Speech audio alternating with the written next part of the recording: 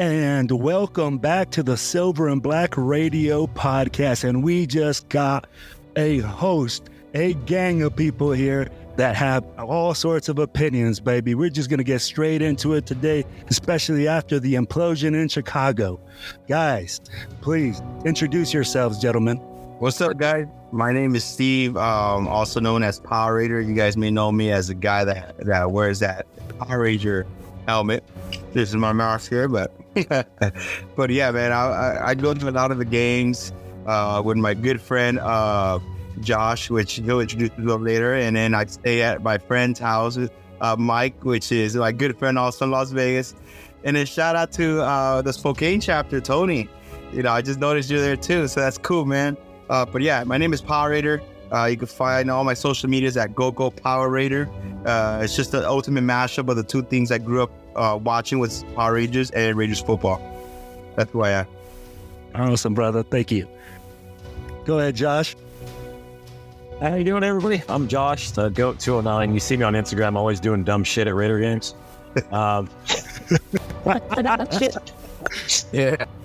It's not a facade. That's just who I am. I go out, I have fun. The joke is I'm the wild one, but if I tell you it's a bad idea, you probably shouldn't do it.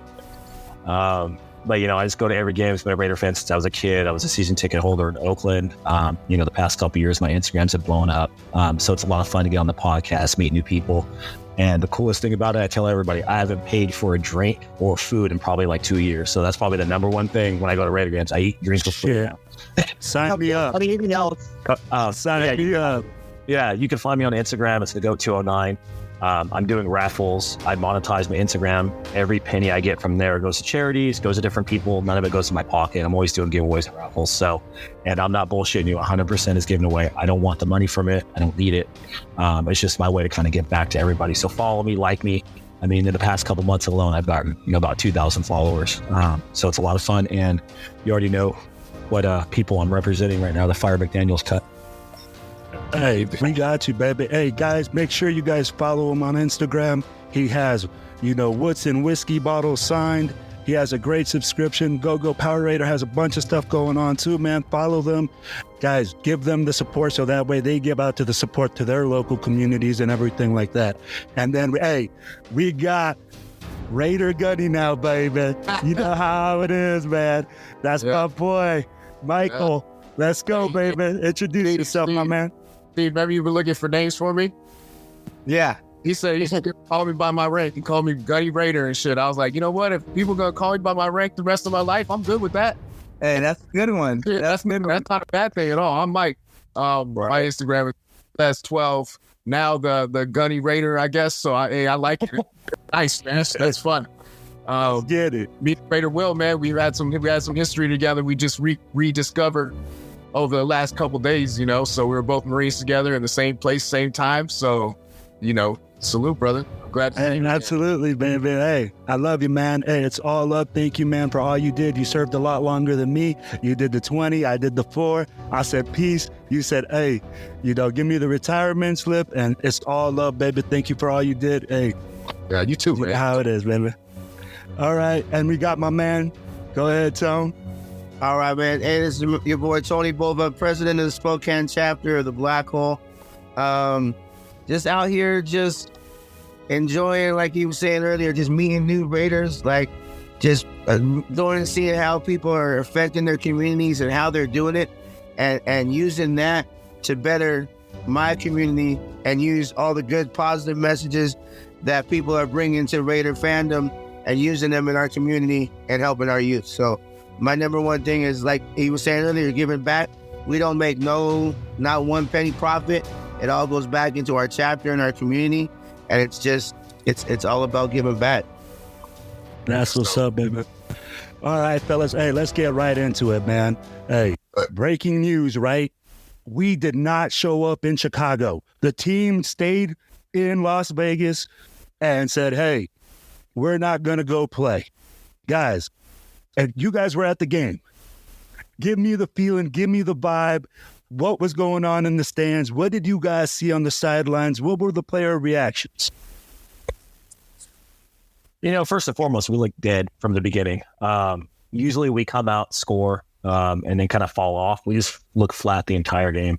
There was no run offense. There was no pass offense. There was no run block. I mean, it was just we look bad in every single aspect of the game, and it's kind of what we're expecting now. To me, it's coaching. We don't make adjustments. We don't adjust to play calling. We don't adjust to schemes. We just throw our players out there and say, hey, have fun. And you're starting to see people get frustrated and not try anymore. That game was over after the first quarter. Like, there was just no hope. I at halftime, I just left my seats, went out and started chopping it up with people, meeting friends, hanging out with people. I was like, we're done. I didn't even know AOC was in until I looked at my phone on ESPN. Like, I was just like, all right, I came here, I'm going to have fun. I'm not going to watch this garbage on the field anymore. But, it was just all around bad. And it was an extension of the past weeks prior. Our run game looks worse and worse and worse. And Hoyer, I have no idea what he's doing on our team. Yeah. I don't know how he made a roster. Hey, he brought his boys, right? I mean, he brought his boys. Hey, Power Raider, what did you see there, bro? Honestly, I don't think that the team executed right. I don't think the chemistry's there with the team, with play calling. I honestly feel they should have had AOC play the whole game with the Chicago, being that they were 1-4 or something like that. Because now if they do start AOC with the Lions, it's going to get destroyed. I mean, that was an opportunity for the Raiders to try out, our rookie quarterback right there with the Chicago Bears. Hoyer did not, fulfill what we all thought it was going to be an easy win. And, I didn't have my hopes up. If you see other podcasts I did, I said, I'm not, I wish and hope and pray the Raiders win, but it's always the easiest teams we always sink. It's always that, the Raiders, we go in there with too overconfidence, and then next thing you know, we get our asses kicked. And it's just happened to us. I mean, this wasn't the worst game for me. The worst game, I would say, was I paid front row seats for New Orleans, and we didn't even cross the 50-yard line there, and we didn't score anything, on the scoreboard. So I was at least happy, our kicker was making the field goals. But it was just an embarrassment. I mean, but as a super fan I am, everybody knows I'm there. I'm not going to leave the stadium early. Josh was still in the stadium, so he was still hanging out, but there was other fans that just left the stadium. I'm like, why leave? Things could change. And, when I saw AOC, it kind of hyped up the crowd, and he finally got a touchdown and everything, but it was all too late. I think like the team moved a lot faster, with AOC on the field, but I mean, the game was very predictable. It's like Jacoby Myers sending the ball there, and like, they already knew where the ball was going to go. It's just crazy. So, I mean, speaking of predictable, you just said predictable. Are we ever going to pass on a first down? I'm waiting on that. Hey, Jimmy G's playing. Like, Josh, I get the stats on that ASAP. Do we throw on first down? The thing is, we can't run or pass the ball effectively. That's the problem. We're averaging less than 4 yards a rush, so people are stacking the box because Jimmy G looks like a shell of himself from a couple of years ago in Frisco. If we would have got, Jimmy G that was 29, 28 years old, I think there's been a different team. But you can see he's beat up. His body is beat up. He's one of those quarterbacks that's had nicks and bruises throughout his career, has only started like one full season, I believe. And those nicks and bruises took its toll. His arm strength isn't there. His zip's not on the ball. He throws it high, doesn't throw it deep anymore. So they're stacking the box and saying, fuck, you beat us, and he can't anymore. So it's just, either way, if that run game doesn't get going, Jimmy G is just a duck in the water. That's all it is. No, I agree with that. And I mean, like, so here's my thing. If we see when Jimmy G had success, he had a team around him. He had an offensive line. He has a really good defense. All key components that we don't have. And we're asking this guy to carry the squad, to be that guy. And, hey, he just isn't that guy. And I 100% agree with you guys there. And I think it's difficult because, guys, what are we? I mean, like, we are really lacking an identity as a team. Are we a defensive team?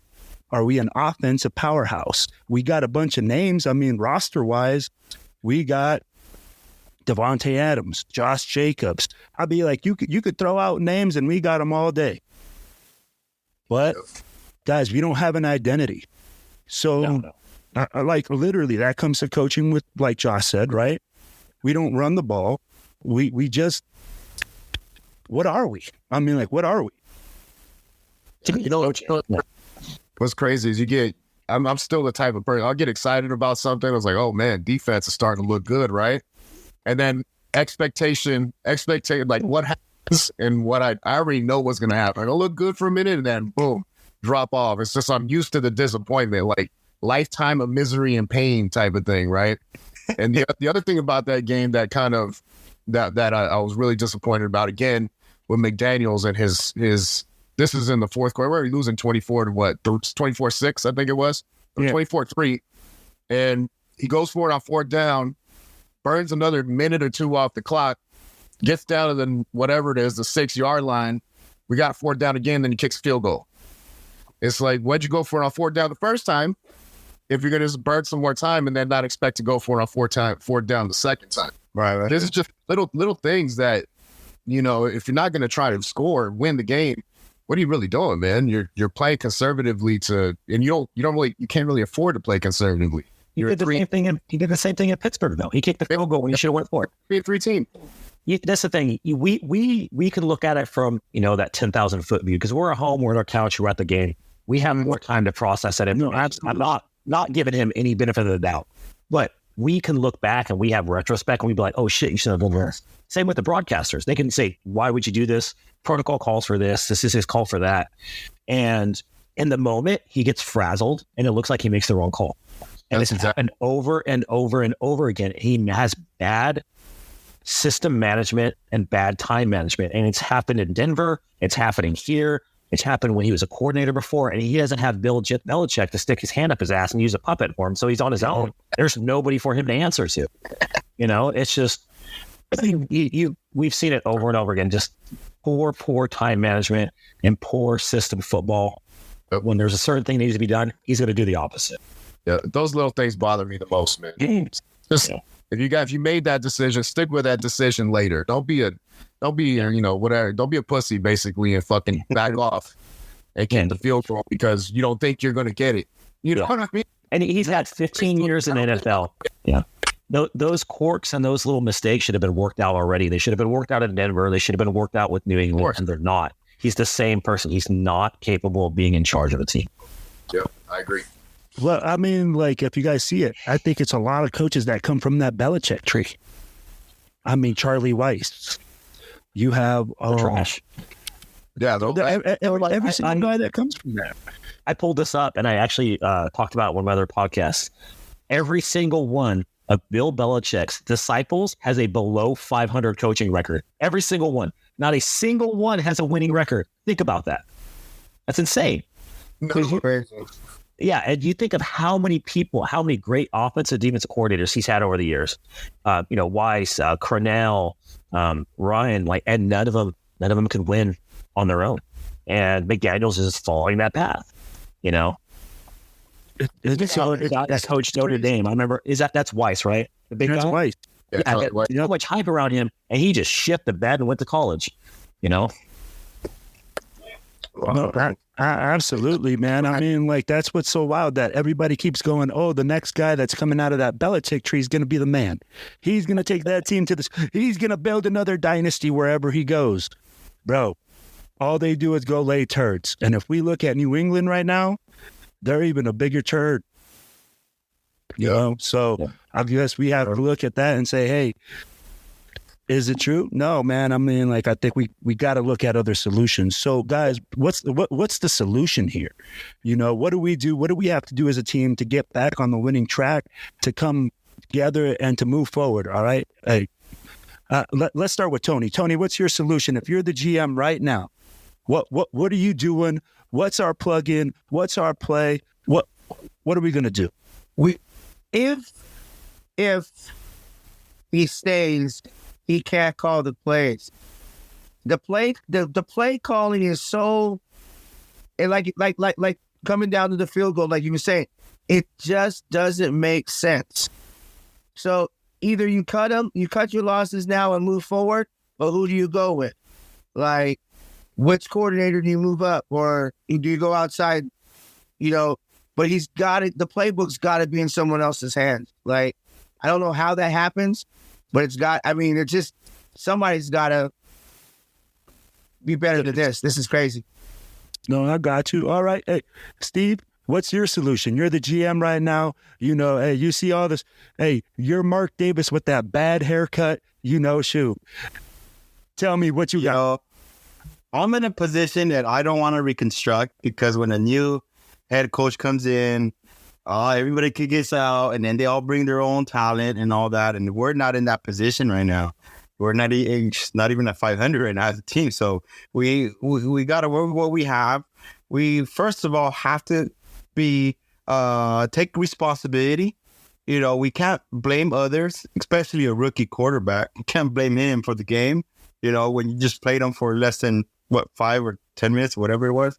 I mean, you take responsibility, take ownership. Hey, you messed up, but I am opposed with firing him, because I just don't want a whole reconstruction, and it's going to take 2 years to get all the chemistry all together. And if the chemistry is not there right now, and they've been with him for over 2 years, I mean, it's the leadership, man. It's like, it's in any work environment. All employees are more effective when the leadership's there. They produce better, they sell better, they have great service better. And it goes the same way in the field. With football, the players are going to play better. They're going to listen a lot better. I mean, I get it when Gruden was there, and then all those emails came out, and they said that he was racist and all these things. And I'm like, okay, so that was that division within the locker room and all that. But right now, that's not the instance. The instance is just the play calling and all that. So that's what's going on. And I would just keep them, mold around them, hold them accountable, and just like any employees at any workplace, write them up one time, write them up a second time, but you already have a structure. And I would be like the third write-up, if he messes up this game, and then from there, have a game plan, a solution like you said. But that would be my solution. Just work around him. I don't want a new whole executive team there, That's my... Yeah, you got to look at a plan that you want to say, hey, we want to win. And you don't want to be like, hey, man, I don't want to win 3 years from now. I want to win right now. Yeah. Just like your ad says, make the Raiders great again. I do. I think he's got to go, man. And I understand where Steve's coming from. Like, if you've been a Raider fan long enough, you've been through 1,000 rebuilds. It seems like we're on like the 25-year plan. Trust the process, the 25-year process type thing. Yeah, 35-year plan, 38-year plan.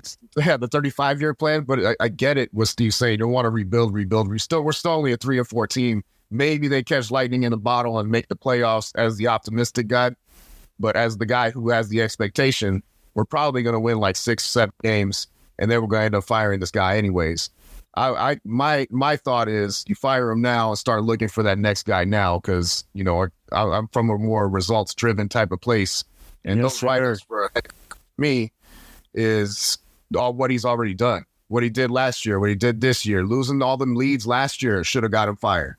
This year now he's making even worse decisions. That should get him fired. So for me, those are the write-ups that we're talking about when it comes to business.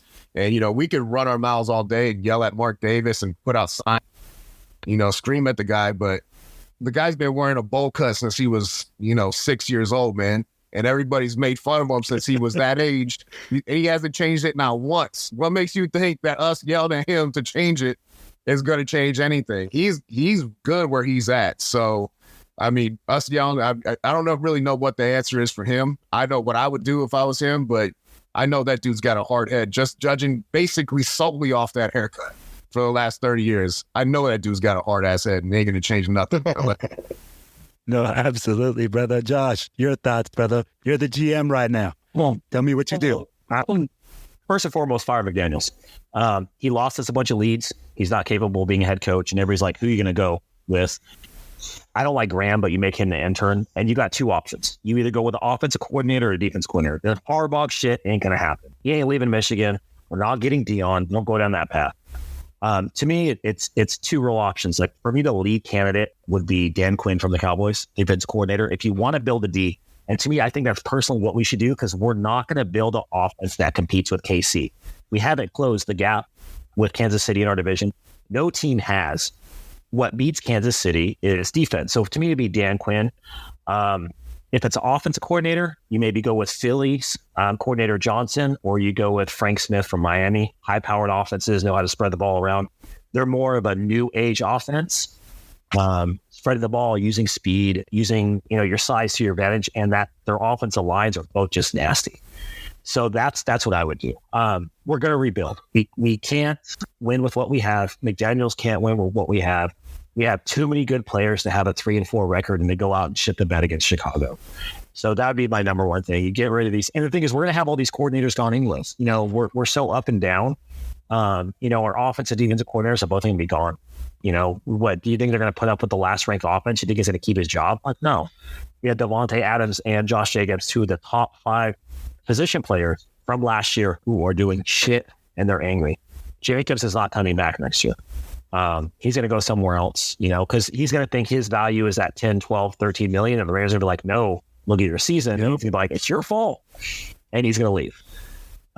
So I think we're going to go into rebuild mode, to be honest with you. I think if we get blown out the next game or two, because we got a pretty rough stretch, I think he gets canned mid-season and they promote maybe Ryan or Grant as an interim. And next year it's on for looking for coaches. But like I said, Davis has a hard head, man. Like, this was his hire. He was all in on this and it's blown up in his face. So that's what I would do. But also, we haven't drafted a quarterback in the first round since Jamarcus, and before that was Maranovich. So we have 2 first-round draft pick quarterbacks in the past 30 years. Draft a fucking quarterback for a change. For one. One was a Draft one. Another one, Gruggy. We doing this right here? We're not gonna finish. Yeah, we're not gonna finish long. And the thing is, and the Caleb Williams talk, if you watch him, he's unpolished against top level competition. He has a lot of issues.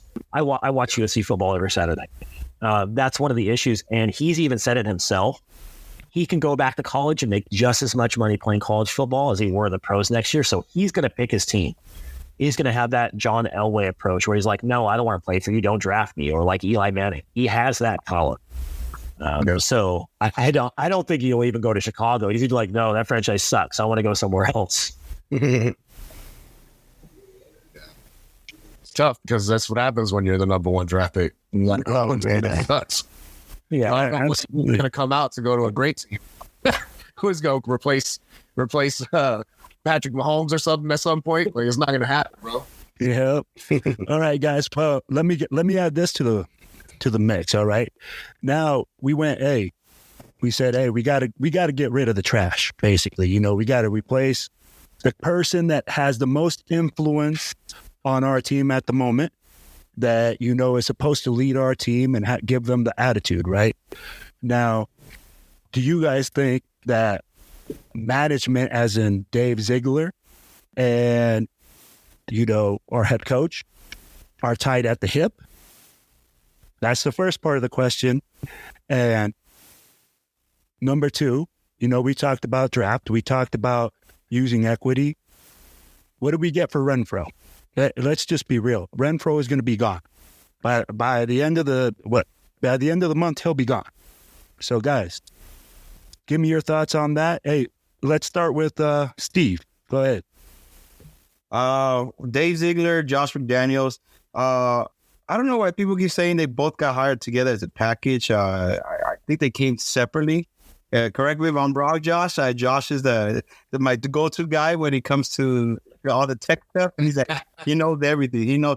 I mean, this guy lives, breathes football. I mean, like, I hang out at his house, and he's always has an ESPN. He has everything, and he knows everything about the other teams. And I'm like, dude, it's hard enough for me to just know everything about the Raider, right? Like, he knows everything of every single team, every coach, and all that. It's crazy, but I don't think they're tied hip to hip. I think we could move forward with Ziegler still being the GM. I think his picks are great. As for Renfrow, if we're really thinking about trading him, why are we not playing him? We got to keep highlighting him right now, so that way he can make those plays, add some value to it. And the less that we kept playing him, the least our trade value is going to be. I mean, at this point, maybe we'll get a, I don't know, 3rd round pick for him or something like that. It just sucks, But that's where I stand at. All right, brother. Hey, Josh, go ahead, brother. For Renfrow, he has no trade value. His contract, he's a top 20 paid wide receiver. He's like 18. He makes as much money as top defensive players in the league. That's one of Ziegler's fuck-ups. Him and Jones. He overpaid both those players. The good thing is we can get out of the contracts. So that's $30 million on the table right there for free agencies that we made bad decisions. People forget Ziegler, this is his first GM job. He was a scout for the Patriots prior. So he's having some ups and downs for the most part. Like I said, Tillery, he got undervalued. Jacoby, he got undervalued. He got Peters on a good contract, but Peters is shit in the bed. There was a couple of things I questioned, like he shouldn't have got rid of Rocky Sin. Rocky Sin and Peters had the same stats. I don't think him and McDaniels are connected at the hip. I think McDaniels is sinking his own ship. Ziegler is giving McDaniels players. He has gotten players on good contracts, made a few mistakes. It's his first year, second year. It's going to happen. Like it's just going to happen with new GMs. He's doing leaps and bounds better than Madoff ever did. So, as far as his draft picks, Wilson, we're going to see how he does. Hopefully he doesn't turn into another Farrell. But Meyer, you saw coming on. Then you see Ja'Cory and Bennett start. He's playing hard for a rookie, flying around. He's making rookie mistakes, but you can tell he's trying. And we got a couple other late round picks. So we'll see how that goes. I don't think Ziegler's going to go anywhere, to be honest with you. I think he's getting a better feel for the job than McDaniels is. But as far as Hunter, his contract's too high. His productivity's too low. Raider fans are attached to mediocrity. Hunter averages 600 yards a year. That's it. He's like, what? He had one good year. Yeah, 70. One season. Yeah, 170. He's a 75th to 100 ranked wide receiver. I got shit for saying that today. I was like, he averages 600 yards a year, and that's not including this year. If you included this year, it'd be like 500. And he's been hurt twice, and he's missed a bunch of games, and he's not a red zone threat. He's a good number 2 or 3 at the $7-8 million mark, and he's making $4 or $5 million more than that. His trade value is lowered because of his contract. If we trade him, we only get about a $1.8 million cap hit to our dead cap. So honestly, best 5th round, most likely a 6th, and maybe swap some picks. He just doesn't have trade value. I don't give a shit what anybody says. He's not a number 1. He's a number 2 to number 3 that's undersized. He's 27 years old already. Yeah, no, absolutely. Hey, Tony, hit me with it. Do you take Ziegler and McDaniels are attached at the hip? What do we get for Renfrow? No, I don't think they're attached at the hip because like you were saying just a second ago, he's doing great with providing the right players. It's just not being put right. So I see Ziegler staying and I see McDaniels gone way before he's gone. So I see that happen. I see GM is doing a great job. I like the picks. Like you said, hopefully they pan out and we don't get another bust, but that time will tell with that. And Renfrow, I see a 4th, 5th, maybe with some swap picks. Somebody's gonna need. They're gonna have an injury. They're gonna overvalue Renfrow as well. I see them needing that what they see as the last piece, but hey, 4th, 5th, right around in there with some swap picks, I say is okay. I got you. All right, Michael. Let us know, bro.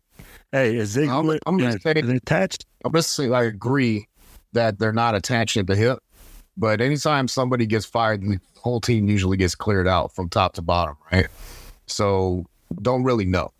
I agree that he's doing a pretty good job, given his circumstance. He is putting people on the field. He did get Devontae Adams, I think the best wide receiver in the league right here, right now. Bringing in Jimmy G, I think that was probably McDaniel's call. Give me this guy and I'll do something with him. He's not doing anything with him. You know what I mean? But yeah, and the whole quarterback room, damn mess. But other than that, I mean, he's drafted some good players. You're right. Wilson, we'll see.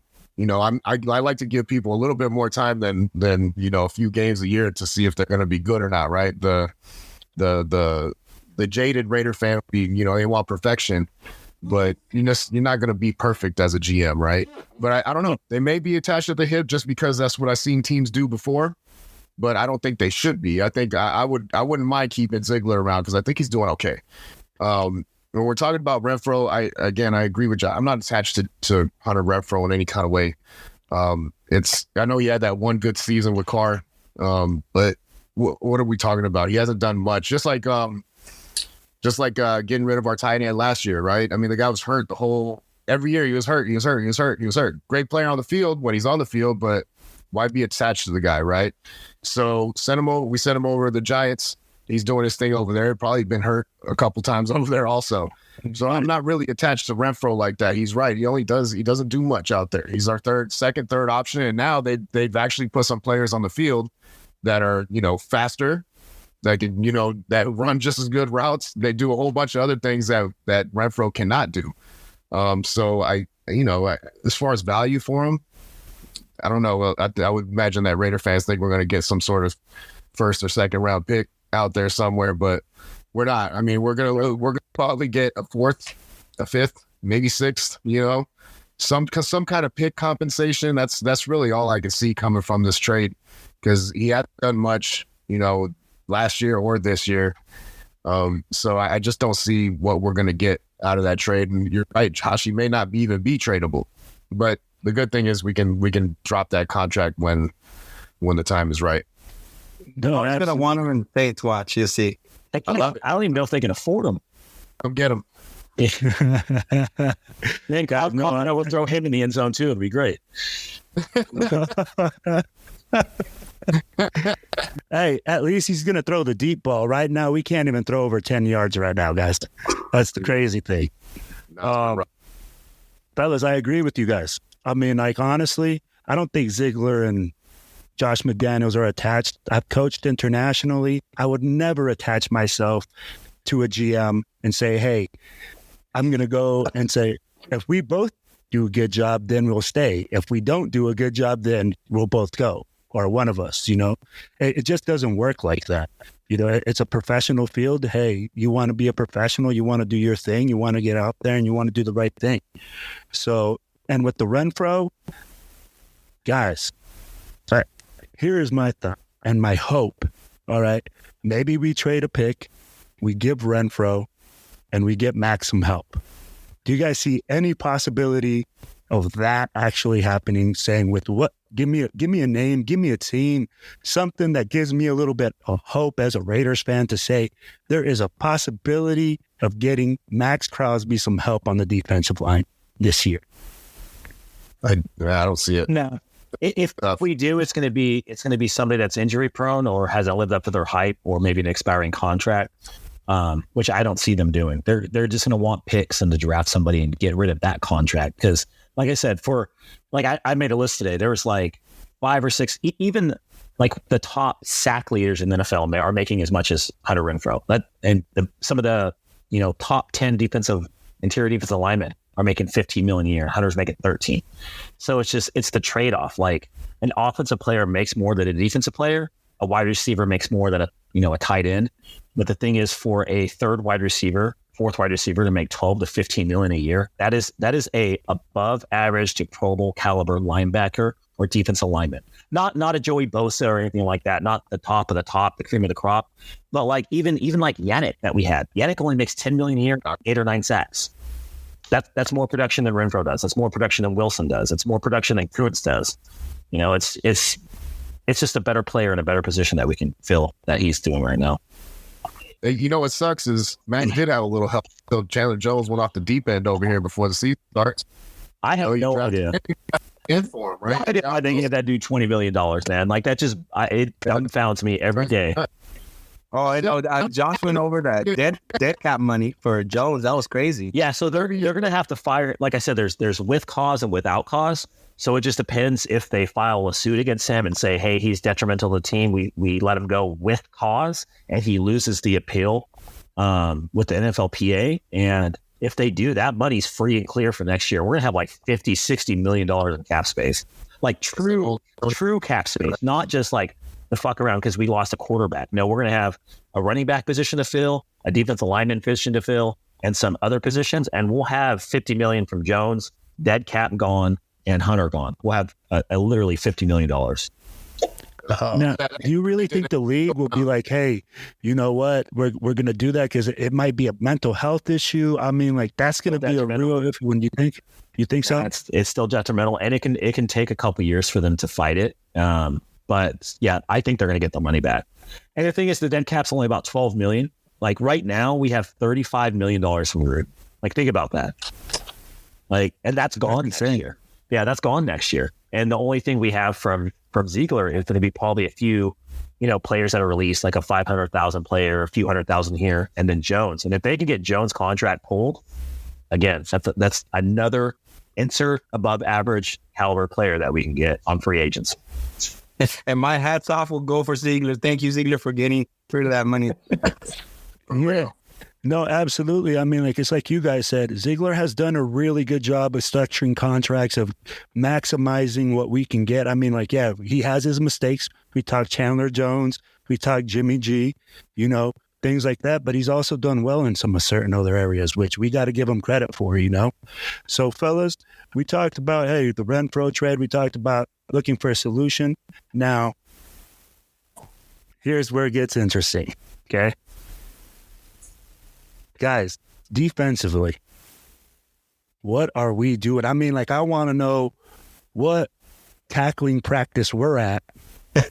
I mean, like, what physicality class are we at? I mean, like, guys, we lack physicality, we lack tackling, we lack heart, we lack want. I mean, you can name it. Defensively, we lacked it all. Guys, what's going on with the defense? What do we need to do there in order for us to be that defense we can be that 2001 Baltimore Raiders? What do we need? Oof. Can't let them run the ball down our throats. That's crazy.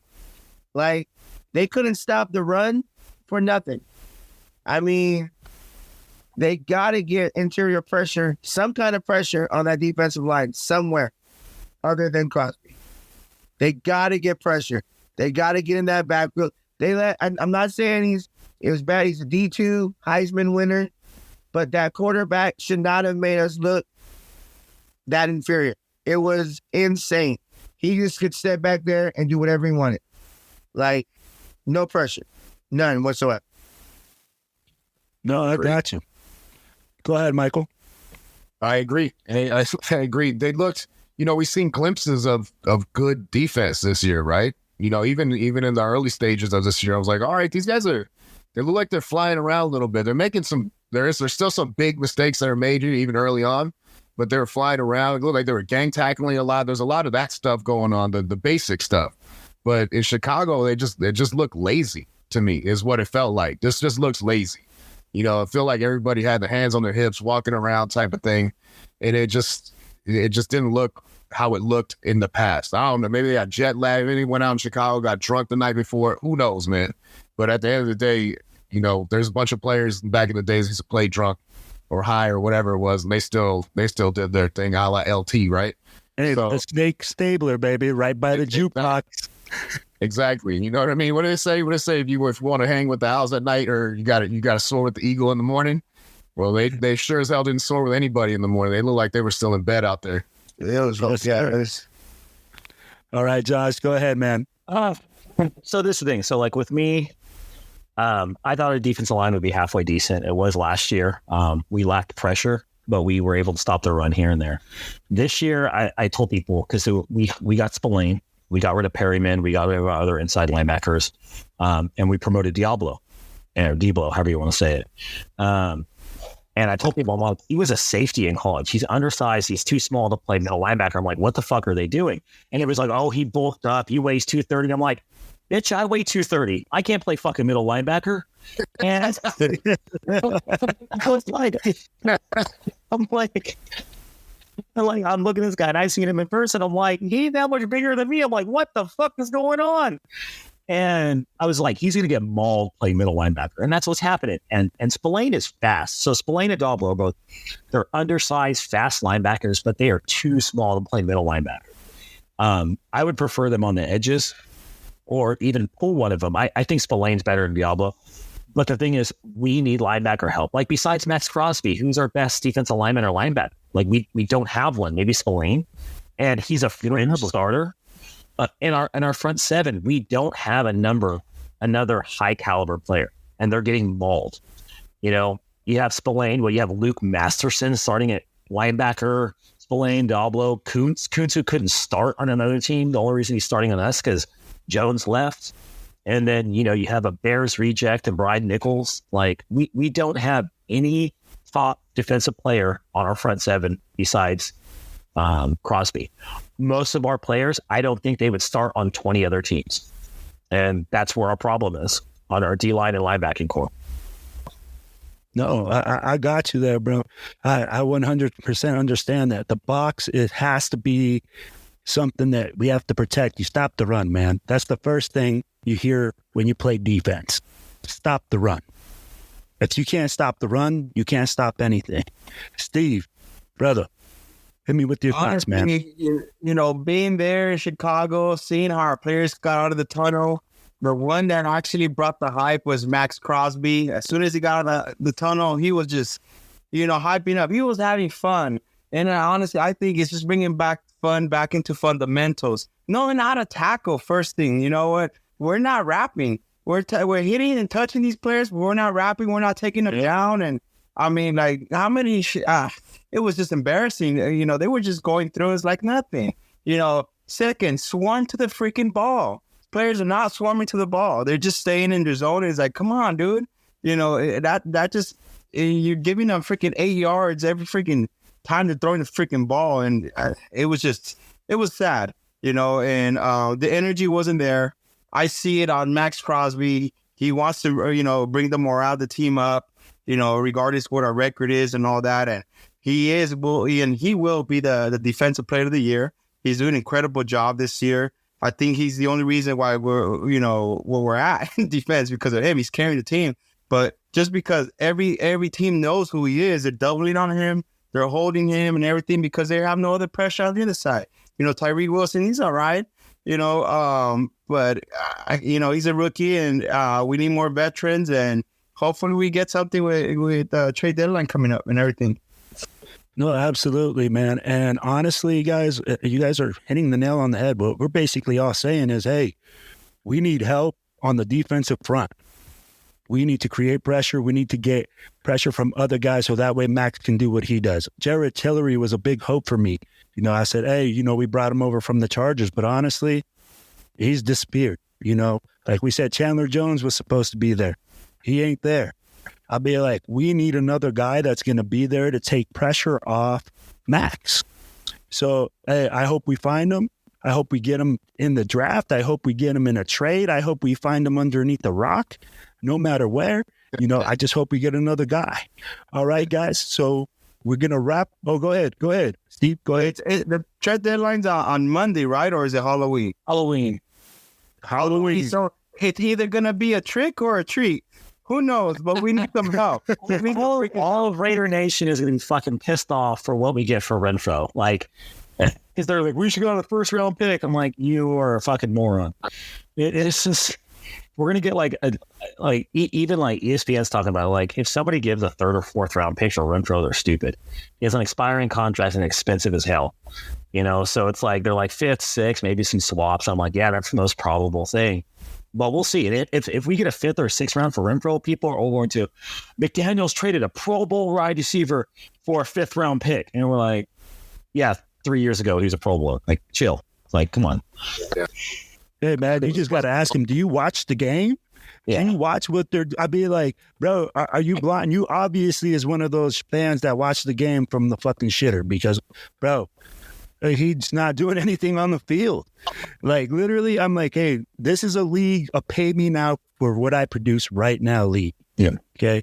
So, guys, if you're a fan and you think we're going to get a first round draft pick for a guy that's been, hey, heavily injured, has struggles, you know, one good season, You guys are ridiculous, man. Look who, and this is what I pointed out. I'm like, look who he played with in his 1,000-yard season. There's 2 of his teammates aren't in the NFL anymore. Edwards and Ruggs were number 2 and 3 option. Waller was hurt, and Zay Jones was our number 2. And Jacobs didn't have 1,000 yards. That's when he had his 1,000-yard season. So you got 3 wide receivers who aren't even productive in the NFL as his teammates. That's the reason he got the ball 100 times. There was nobody else. And people don't want to hear that. They're like, oh, Zay Jones is good. I'm like, Zay Jones has like 5 receptions this year. Ruggs is out of the league. Edwards is out of the league. And Waller's retarded half the time, hurt or doing a rap album. Like, those were the options for his 100 reception year. Like, that's all Carr had. So, and the thing is, he's not going to get receptions over Adams. It's just not going to happen. He's not going to get receptions over a top tight end. He's going to be a solid 2 or 3 option, like a Wes Welker or something along those lines that's going to get 60, 70 receptions, maybe at peak, maybe 700 yards. And that's okay. That's what he is. But we're overpaying for that. I can't wait to play the Giants to see what Josh is going to pull out of his hat, for the people that are going to be supporting Waller. Turf toe, man. Yeah, he'll be out, I'm sure. No doubt about that. All right, fellas. Hey, so last question, so that way we can get this wrapped up, fellas, and I can get you. Hey, Steve, we can get you back to your beautiful wife. And I know my man Josh has to get on another podcast, do some more work, drop some Raider knowledge. So, hey, here's the last question, fellas, and this is for this week. Who do you start? Jimmy G, AOC, Hoyer? I'll be like, hey, your choice. And why? Give me the facts. Give me the real deal and why you start them, fellas. Hey, Steve, go ahead and start this one, brother. At this point, what we're facing, the Lions, they have a great defense. For our offensive line, regardless who the quarterback is, we're going to get destroyed, because that's how it is, Let's try, Jimmy G, like Captain Jack said, he's a one paper cut away to end his freaking career, Jimmy G's just fragile. Glass. I would say Aiden O'Connell, just go for it. I mean, Jimmy G, everybody knows he does short passes. AOC, we seen him go with the deep ball threats, and that's what we need. I mean, we have the weapons. We have Devontae there. Might as well, mix it up a bit and go for it, use Josh Jacobs, use all the weapons we have right now, because regardless what quarterback's going to be in there, we're going to get destroyed by the Lions defense. All right, brother. Hey, Mike, go ahead, brother. Well, it's definitely not Hoyer. I think we already knew what we were going to see when he got out there. We basically saw exactly what we thought we were going to see. Like, why is Logan on the team? Over the last 15 years to know exactly what he's going to be. If we're still trying to win games, if we're not tanking this whole season, and I hope we're not, to be honest with you, because I still enjoy wins, man.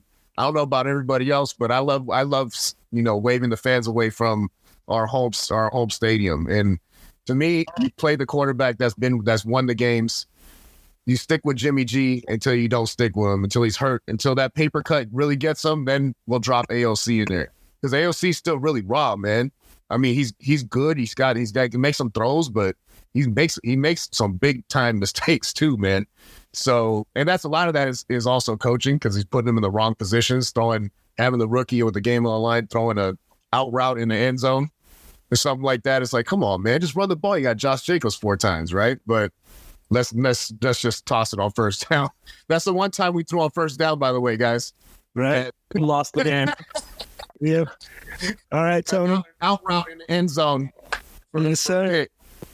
So I say stick with Jimmy G if we're trying to win the games, right? I don't really want to see AOC on a learning path right now, but we do have to see what we got with him. He's just, you could tell he's a little raw, as he should be. All right, brother. No, I got you. All right, Tony, hit me with your thoughts.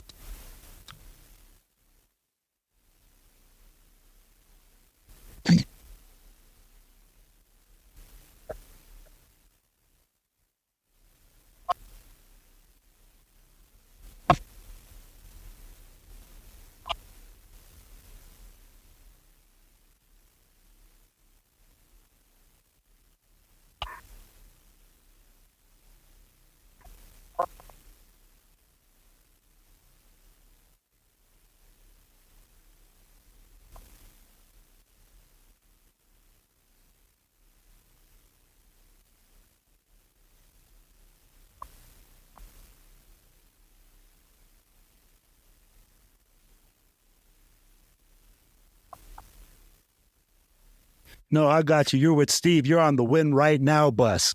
We want to go.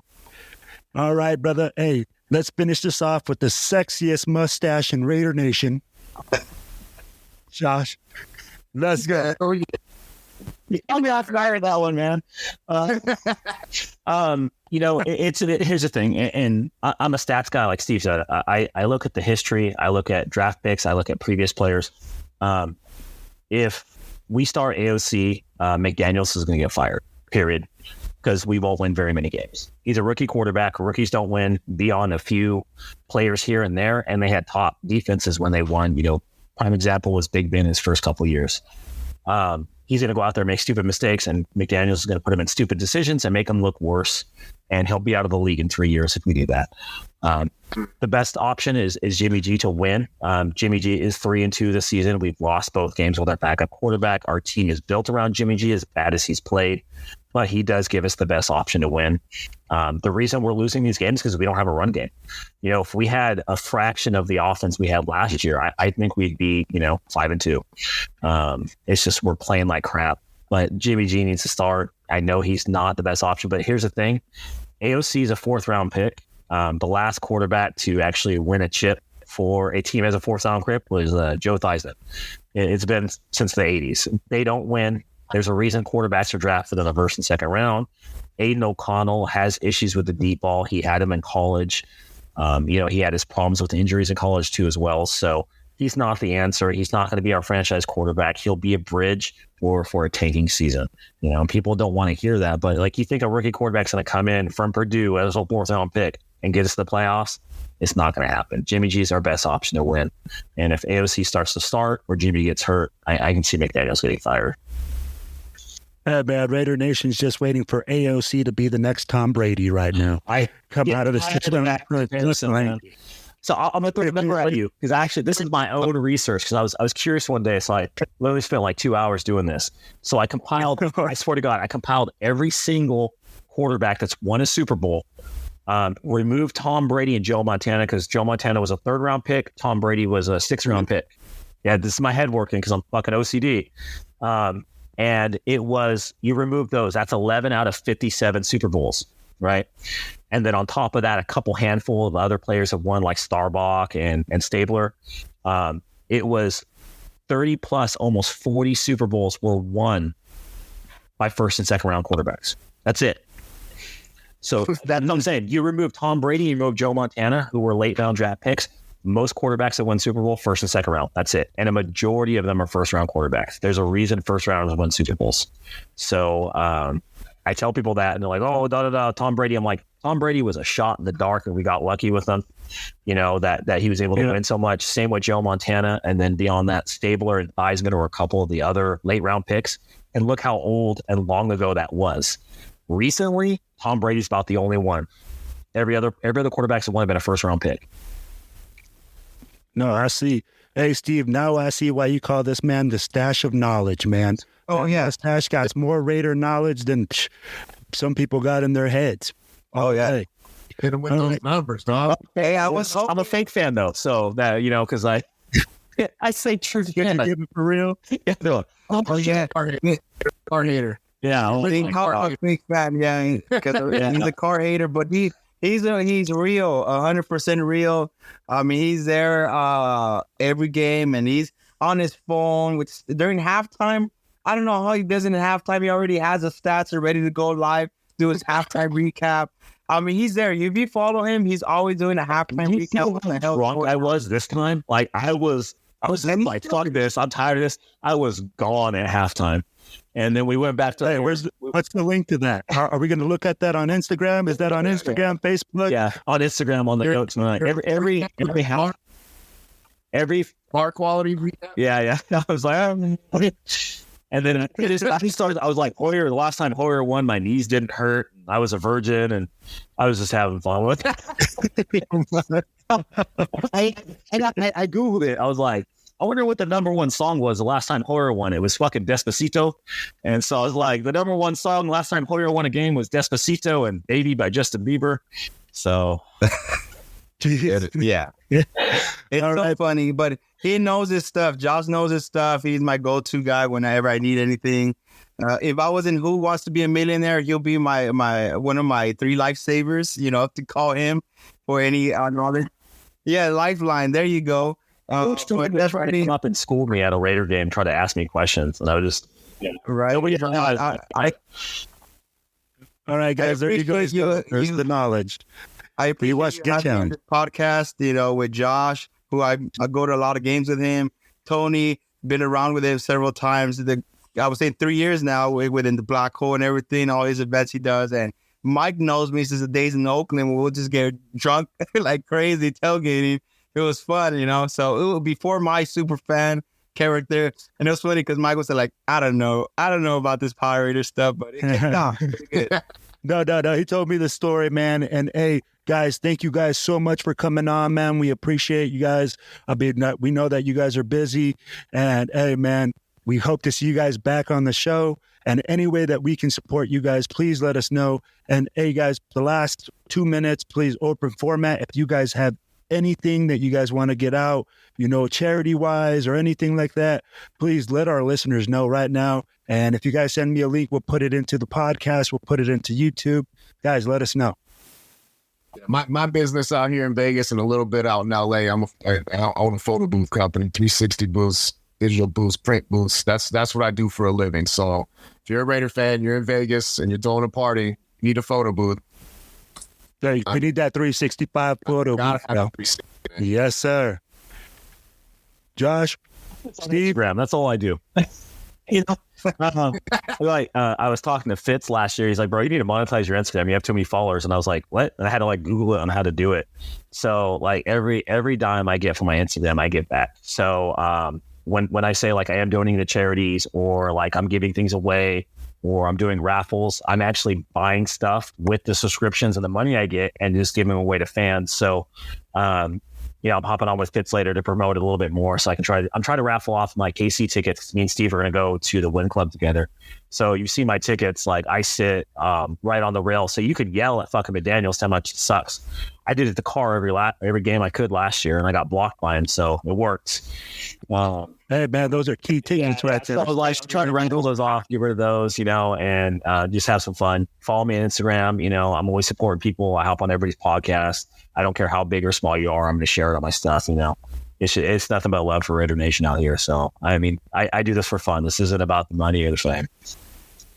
Absolutely, brother. Thank you so much. Steve, Tony, we good? All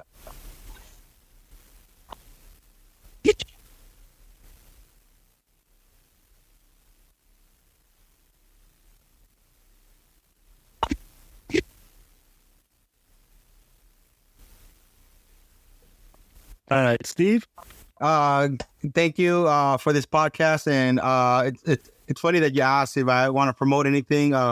Angela Belinchikov, which is Fred Belinchikov's wife, Red was a wide receiver, Super Bowl MVP for Super Bowl 11, just gave me a call this morning and to help promote the Craft Fest going on November the 3rd, the weekend we play against the Giants. It's a great fundraising gala event where we fundraise for substance abuse, for the athlete risk, for domestic violence. You know, if you guys didn't know, Fred Belinchikov lost his daughter due to that, to domestic violence. And since then, they started the Tracy Foundation and they started the Belinchikov Foundation, and it's just been blowing up. And she called me to promote it. The numbers are a little shy from last year's numbers, so you'll definitely see this whole week. We're going to be promoting like crazy for the Belinchikov Craft Fest, which Josh and I were going to go. I'm not sure if you're going to go, Mike or Tony. You know, I know a lot of the Black Hole members, they buy a table and everything.